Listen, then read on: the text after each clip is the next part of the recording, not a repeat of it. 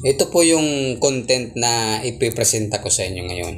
Medyo naiba to doon sa mga dating ginagawa natin. So dito, gumawa tayo ng modelo ng isang bahay. Maliit lang yung area nito. Kaso nga lang, hindi pa po ito perfecado. Gawa nung hindi natin naabot yung system requirements nung app na ginamit natin. So ganun pa man, siguro paunti-unti makukuha natin yung tamang timpla nito. Pero sa ngayon, pwede na itong makapagbigay sa inyo ng ideya pagdating sa disenyo kung sakali gusto nyong magpagawa ng bahay. Isa lang po yung kwarto nito. Living room, dining, kitchen, saka yun nga, bedroom, saka toilet and bath. Yan po yung laman ng bahay na to. So yung kabuuang sukat nito ay i-detalye natin mamaya sa pagpasok natin sa bahay na to. Papasukin natin isa-isa at titingnan natin yung mga detalye, kung ano yung mga disenyo ng kisame, yung sa loob nito, lahat ipapakita natin. Okay, itong parte na to nasa left side na to. So yung dinaanan natin kanina yung sa right side, saka sa likod yung sa rear. Yan, simple lang po yung disenyo nito, kayang-kaya ng budget nyo. So ito naman yung sa pinaka-front nya. Ito yung front elevation. Yan, ito yung nakaharap sa kalsada, kaso hindi na natin pinakita dyan dahil medyo matagal. Ngayon, ito na po yung sa entrada, yung entrance natin. Gumamit tayo dito ng modern type na panel door. Yung sa main door nya. Ngayon, pagpasok natin dito, syempre living room yung dadatnan natin. At ito yung sukat nya, 3.4 meters by 3.5 meters. Or kulang-kulang ng 12 square meter.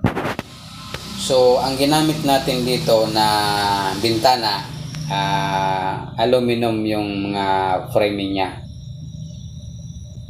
Tapos doon sa isang side naka-lowered yung bintana nya. Fix po yan, fix.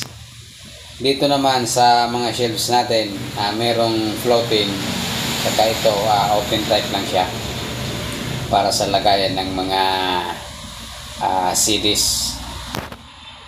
Ngayon, sa pagpasok naman natin dito, sa unahan, ito yung sa kaliwang parte, yan, ng bahay natin.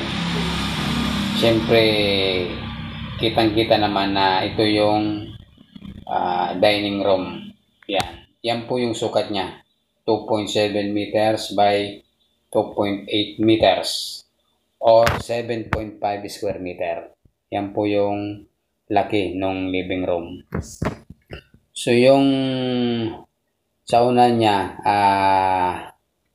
magkadugtong lang to. Yan po yung kitchen. Ayan po yung kitchen natin dyan. Ang sukat nito nasa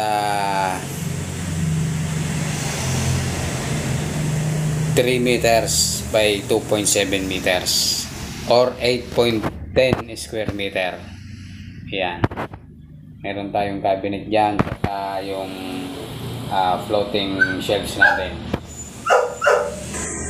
At syempre, para magkaroon din ng kunting buhay, maglalagay kayo dapat ng mga wall decoration, yung poster, saka lagyan nyo ng kunting halaman para maaliwalas yung kapaligiran nyo. So yan po yung disenyo natin para sa kitchen saka sa dining room natin. So kung mapapansin nyo, yung kisame natin medyo mabusisi yan para sa dining room. Pero kaya namang gawin yan basta pinagplanuhan. Yung dito naman sa living room, simple lang to yung kisame nito. Naka-drop lang siya ng 6 inches. Saka yung palibot niya, meron siyang gap na ganun din yung sukat sa size pulgada. Sunod naman natin tong puntahan na bedroom kung saan alamin natin yung sukat kung ilang square meter. So pagpasok natin dito, kwadrado lang yung disenyo nito. So ang sukat niya nasa 2.8 meters by 2.9 or 8.12 square meter. So yan lang po. Walang masyadong disenyo yung kisame nun. So dito naman sa toilet and bath, ito lang po yung makikita nyo. Merong shower, water closet, saka yung lavatory. So ang sukat nito 1.3 meters by 2 meters.